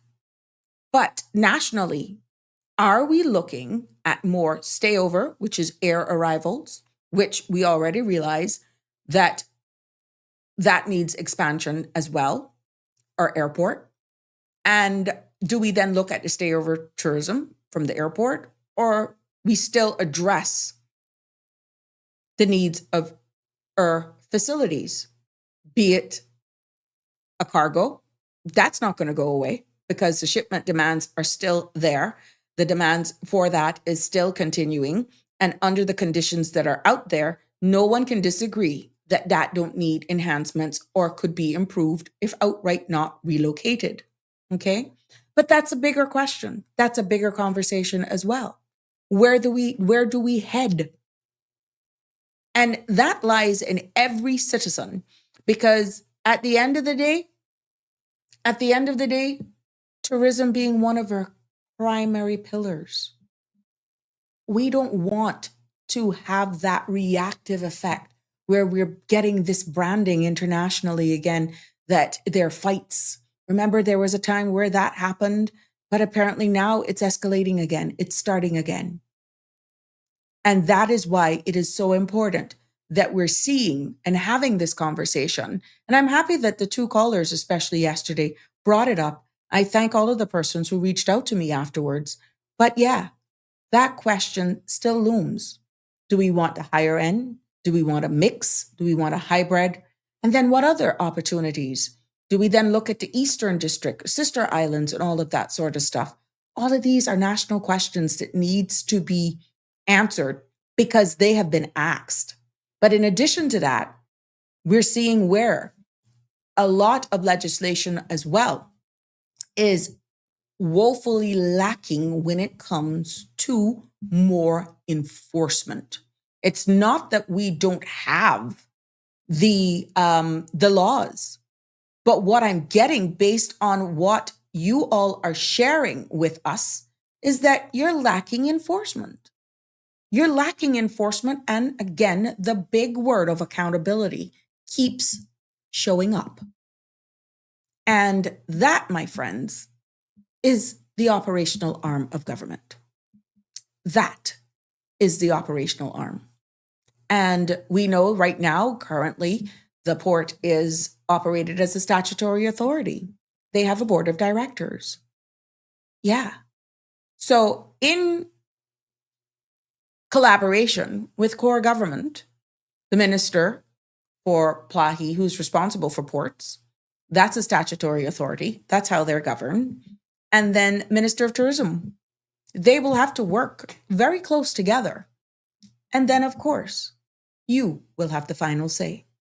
But with everything that is happening, with outlets, with people being a bit more outspoken and being more confident in speaking their views and speaking up and speaking out, you're getting that confidence building now. And the more we educate, coming from an unbiased perspective where all sides can be heard, and you end up with something that all sides be satisfied without or becoming the detriment to our ecosystem, the environment, protecting those who pay their bills, feed their families from this industry. The discussion needs to honestly be had from a national level now. Because the dual purpose site that we have right now obviously is no longer working. So where do we move forward? That composer has reached out. That composer of that email is just asking for a response. They're not saying, oh, here's my plan. Just acknowledge them. But bigger than just this email is the real life stories that we're hearing from the few who are bold enough to speak publicly on what they are observing, what they're living, how they have been disenfranchised by what is obviously a broken system and services that are available or should be provided by services provided only by a government that is actually hindering and hampering their way to make an honest living. And they're feeling that they're not being heard of, they're not being heard, they're not being paid attention to, that it's as though they're scuffed. They're just pushed to the side. So I'm sharing that with you, but the topic can go bigger from a national perspective, and we want to bring it. We want to bring it here. I'm just happy that I was able to share it with you, and I'm hoping that that composer will actually get some response from some elected member, hopefully the right minister. Um, Even just an acknowledgement would make them feel as though they're valued, and that is the key. I don't know what else. I've done what I've had to do here. I've highlighted it to you, and I appreciate your feedback. Now, almost also in yesterday after we finished, I received a WhatsApp message that again sparked another conversation because we were talking about working in the hotels and that sort of stuff, but it's all aligning. And again, out of making sure I protect these people's identity is why I am going to quote some of what is I'm able to read to get your feedback on this as well. 936-8255 is the number to call should you wish to weigh in. This is not my opinion. I'm just bringing this out to the forefront, putting a light on this at the request of you, the supporters, to just let you know reality in this spectrum. And for this, what I'm about to read, that it's real and what's happening out here. We're not juror, we're not judge, we're just putting it out here because some people tend to think that we're bashing one nationality or another nationality. You will not have that here with me, to be honest. I'm just bringing an awareness to what is being shared with me. Now, this was a WhatsApp that was shared, and some individual that was working, and they were reaching out to a family member and said, and I quote, "My job decided not to keep me past my probation period because I'm not warm enough and welcoming enough, which was never a problem brought up to me. My managers told me I was too friendly and needed to give the servers an opportunity to bond with their guests. Now, all of a sudden, I'm not warm and welcoming enough. And when I asked for an explanation, they said it doesn't make sense to go through it because they had already made up their minds." Now, this individual have always been too nice and too friendly to people, is what they're saying. But what it sounded like to them was that they know the hotel thing isn't a life goal for the individual or a long-term desire, and they don't like that because they kept repeating to this person, "We know you're studying for something else." So let me just break it down. Because this Caymanian who was on probation is studying for something else but was working at this hotel, what I'm getting, they are telling them, "Look, your services are no longer needed. It's not even like we're going to keep you past your probation because of you're not warm enough, you're not friendly enough. You know, we are aware that you're studying something that's totally outside of the industry that you're currently in." So the WhatsApp continues to say, the only thing that they used to complain about, and that is this person owning up, that I used to be getting to work late. And they worked on that and they stopped being late. So they were totally shocked when they got the final result that after the probation, their minds were made up and they were not continuing with their employ. This person continues to say, "I don't think the managers even knew because they put them in the schedule for next week and everything. And then all of a sudden, the whole house has come tumbling down." Now, 936-8255 is the number to call. This is a young and inspiring Caymanian who, of course, how many persons haven't worked in an industry that is not aligned to their major if they're, let's say, want to be a lawyer or an accountant, and they get a job because life is lifing, right? It keeps happening. Life continues to happen. And because you would have shared your aspirations, of course, you would declare it to human resources that you're going to school to aspiring, be an attorney, be a doctor, be a lawyer, be whatever that is not concierge, for example, or a server. And then that's used against you at probation. Now, I must say, and I'm not going to remove the part that obviously during the probation, this individual said that they were late at times, but they worked on it. And that was never the problem. They worked on it. They improved. They were no longer late. They really, really were buying into the role. And now at the end of probation, they said, look, our mind is made up. We don't want you. We don't want you anymore. What do you do in that case when this is a young person just trying to work and go school, but then bang? Now, I'm not here to play juror and judge. I'm just looking at the overall picture. Maybe you may say there's more context needed. Why should I weigh in on this? The individual said that they were late anyhow, and we know how probation is, but it doesn't seem, based on this message, that that was the overarching main reason for them not continuing their employ post-probation. 936-8255 is the number to call should you want to weigh in on this conversation. 936-8255. So at the end of the day, what do you tell someone like this? Do you tell them to continue, which in this case, you would have no other choice?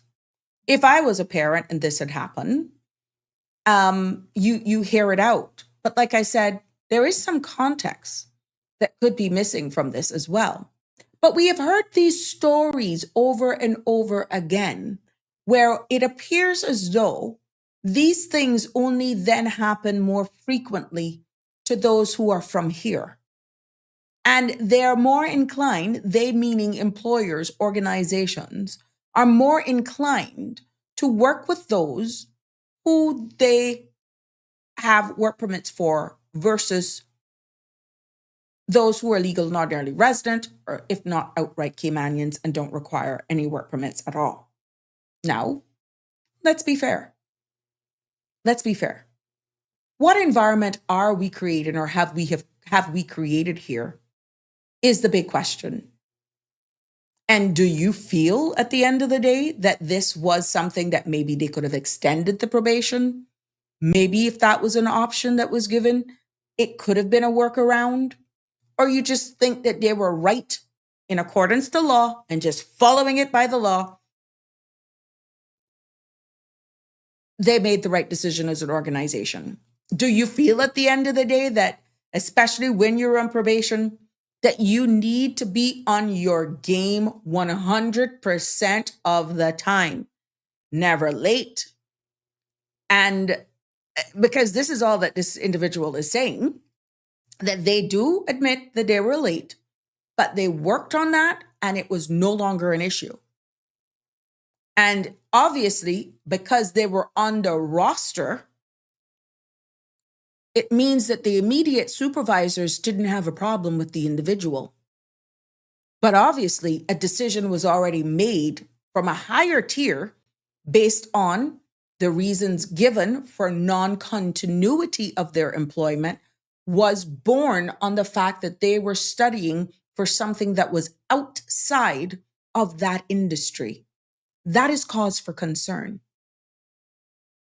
That's serious cause for concern. How many persons haven't done a part-time job, let's say at a supermarket, at a grocery store, and they are qualified? That happens everywhere in the world. right? And you work along with your employers and they try to accommodate you. Now, if you got an attitude, if you're just breaking the laws, if you are constantly calling in sick and coming in late, I can understand. But do they give you enough chance or an opportunity to correct your wrong? I'm only going based off of what was shared. I am not taking sides with anybody, but I'm quite sure that there are other persons out there who have said, look, we've had our issues, and this is just not a local thing. This has happened straight across the board. We're not robots, we're human beings.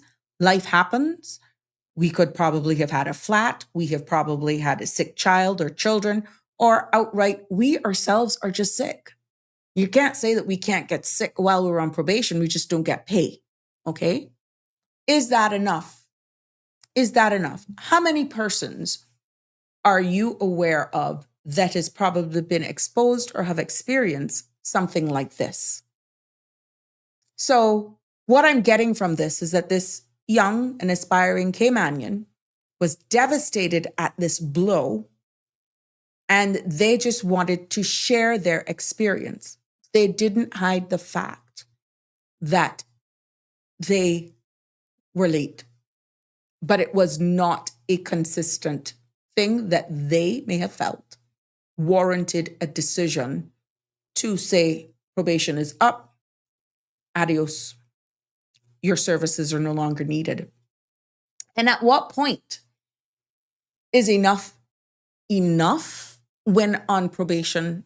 And I can't speak to that, which is why sometimes I welcome persons just coming on and sharing their experiences, because me trying to paraphrase it to paint the picture and anonymize these individuals is complex, because it's not that we're going to be drilling them in a sense where, well, what did you do? Like putting the spotlight on you. It's your fault why they didn't keep you. No, I think at this point in time, with what we're seeing in the environment, all of the allegations that are out there with what's happening in certain industries much more than others, is that a local, a permanent resident holder, a person married to Caymanian, there's no room for error. It's like you're being judged even that much more because you're competing with a bigger market that's contributing to our national income. Andrew is weighing in on this, and he's saying, very disheartening and doesn't give any young Caymanians any incentive. The face of tourism should be represented by majority Caymanian people. In the 70s, 80s, and 90s is across the hotel industry. Caymanian people worked bellman, house cleaning, waiters, bartenders, and worked their way up to managers and earned very well. Pride in what they did. But I'm hearing more and more of this actually transpiring. And thank you for that comment, Andrew. I'm hearing more and more of this continuing. There was a resort that opened recently, and there were a number of Caymanians who were hired. Before the grand opening, in preparing for the grand opening, a number of the locals, based on what was described, and I've heard multiple stories, were not able to continue in their job because of the environment, like they were being ganged up against. Now, some will say, look, I ain't making nobody push me out as long as I show up to work, and I am going to do, I'm on time, I'm doing what is asked of me, I stay in my own lane, I mind my own business, I ain't going to make nobody gang up on me. It is like Caymanians are too soft. They give up too easily because maybe it is that easy to just say, to hell with it. I'm not going to put up with this. This is my country. I'm going to try to go find something else somewhere else. And it isn't always that easy. That could be the other narrative. It could be the other side of the story where what my age group and generation would put up with because I got responsibilities and all that sort of stuff. Others may not. The younger generation may not be tolerant of that. And like what you say, some people are saying, Miss Sabrina, they gang up on us. They who? those who we are a threat to because we're not on work permit, we're not subjected to rollover. It's not like I'm not having the conversations. They're coming to me. And they said, people will not understand the environment. We know there's not enough of us to fill every role. Let me tell you how this connects now. But allow those of us who get the opportunity to work in peace. It's similar to what was being described with the pre-bookings versus those who are non-pre-bookings. And now even that is now being gobbled up. You see what I'm saying? That is what I'm hearing. So even those who have the ambition, who's showing up for work, they're saying the atmosphere and the behaviors to some of them, not telling you that some don't have some issues. I'm not going to paint, but let's keep it positive. For those who make it their duty to show up, the odds they're feeling is constantly stacked against them, and they're losing hope. Here's another Caymanian story that is shared with you. Totally devastated. And what are we doing? What do we have to do so that our young men and women don't lose hope? And that's even our adults, because we're getting the same feedback from the adults who have actually gained permanent status here. And they are trying to enter the workforce. And they said it all goes to hell in a handbasket once they get their citizenship approved. It's like everything changes. So, ladies and gentlemen, I'm just bringing it here to the forefront. I'm putting a spotlight on it. And that is being that conduit for sharing with you what people are experiencing. I don't have the solutions, but I know one thing for sure.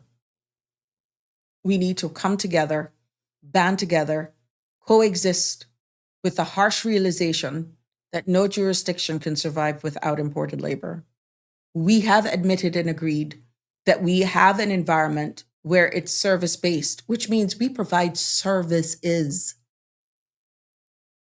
And we're going to need people to fill those spaces. Once you got the right attitude, aptitude, you show up to work, be polite, you do as you're told. And even those who have been invited, have accepted based on contract or otherwise to be part of our society. Let's just coexist together. I'm not into the game of bashing any one nationality or this. I'm just about coexisting together and standing up for what's right, standing up on principle. Yeah.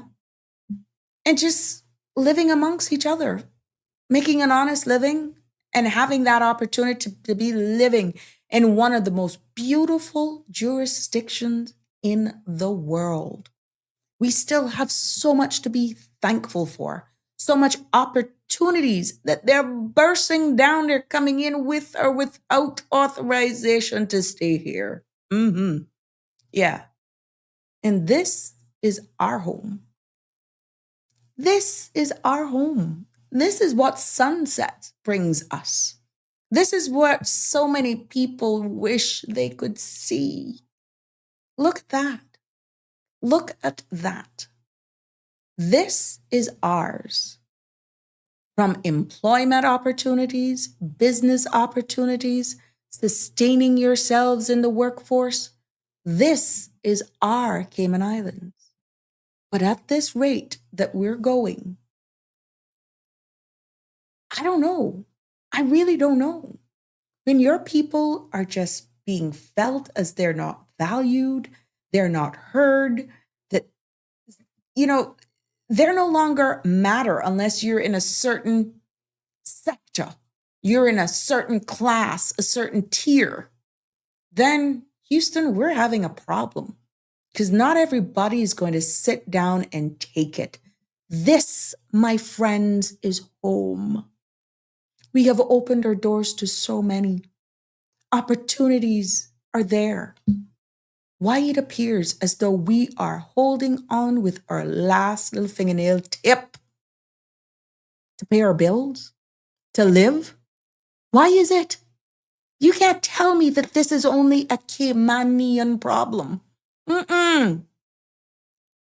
There's something bigger afoot, and we need to have the conversation. Lisa is weighing in as we take her last messages that are coming in. Sabrina, some of the HR personnel will not stand up for Caymanians. Miss Barbara G is also weighing in this evening. Being Caymanian is not a qualification. The other side of the coin is that many managers and supervisors are foreigners who are making life difficult for locals in order to get their friends a job. All of these are key information. Good evening, caller. You're live on Sabrina Speaks. What's on your mind? Hello, Miss Sabrina. Good evening. Good evening. To Thank you and for the Cayman. beautiful pictures. You're welcome. Beautiful. Yeah, it's nature is something. Let's just leave it at that. It's a different view and a different sunset every day. No matter whether the clouds are there, the sun's going to set. Whether we're around or not, the moon will come up somewhere, and then that will set, and then the sun will come again. Mm-hmm. But anyway, What are you sharing with us? 3 minutes to go. Let me just say this. The tardiness with the lateness, Mm-hmm. I think was just a start, even though that was corrected. It was wrong for the young Caymanian to be late. Mm-hmm. But then again, we don't know the circumstances. Exactly, which is why I couldn't expound. And we're not judging Correct. until we're given some more information by them. But being that was corrected, I think we have to look at the idea that it might have been where someone did not want that young Caymanian there for whatever reason, whoever the environment where they work. Mm-hmm. We don't know what else took place. And it might have been something where someone said, we don't want them here, so we'll just get rid of them after their probation, and we'll use this that we see or we think is a problem. Mm-hmm. Because even that too friendliness, how do you tell somebody you're being too friendly in that industry when you are talking to visitors to our country? That's what they come here for. So they did the wrong with that. Why I say that, if that young person has taken anything from this, I hope it's that sometimes, no matter, even if you correct what should have never happened, sometimes some people just don't want to see Caymanian somewhere. We have to think about it in that respect too. I'm sorry, because we hear about it all the time. And it is saddening. Why? Because that young Caymanian, even though they were late, could have rectified. They did that lateness rectification. And you could have said, give them another month or two on probation. Make sure you're on time, and you will have this opportunity. Even though you're going over, if you want to go to study, we will give you the opportunity. Once you prove yourself in the next 2 or 3 months after the probation again finishes, we will show you that we will keep you on. You go to do your studies. It could have been looked at it that way, but I say again this, we don't know the particulars of it. And not only that, I mean, this could have been an opportunity. How much people change professions and careers 2 or 3 times in their life? You could, based on what accommodations was extended, this person could have changed their major. We don't know. And they could have become one of your greatest assets. Correct. And it is saddening to hear this is what young Caymanians are going through. Because I will just leave it here after I say this, because I know we have time allotment. When I applied to banks on Grand Cayman, I was in the bank. I didn't ask anyone. I took it upon myself. And I think I applied to all the major banks. And the first one that came, I got an interview. Okay. Graduation ceremony practice. The deputy principal, Miss Downer, came over and she called my name and she said, "You applied to some banks in Cayman." I said, "Yes, ma'am." She says, "Well, this one wants you down here at this interview." 6 months or a year and I was told you were hired long before you walked through the doors. I asked why. Because of who we know and who you are and where you come from. I had a business studies teacher that had gone into banking, into loans, and his wife was also into banking. And they watched me grow up as a child. But we can't do that this day and age. Right. That was 40 years ago. And it's saddening to hear what my people are going through today when they are just trying. It seems to me that we have closed the door on a young Caymanian who wanted to do some good of showing the visitor a Caymanian experience.